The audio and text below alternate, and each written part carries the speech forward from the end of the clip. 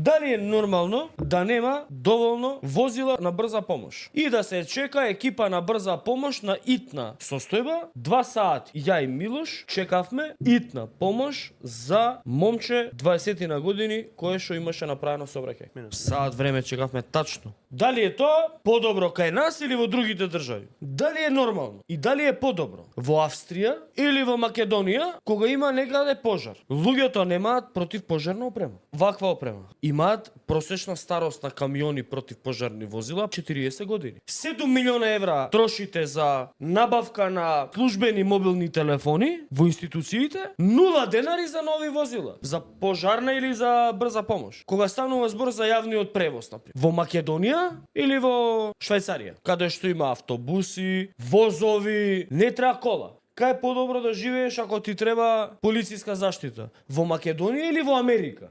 Полицијата вози, се распаѓаат колите, 40.000 денари плата имаат инспектори.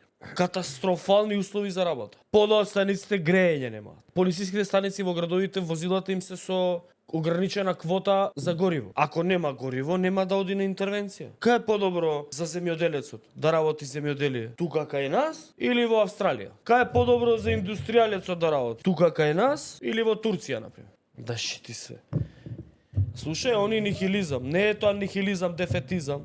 Тоа е реализам.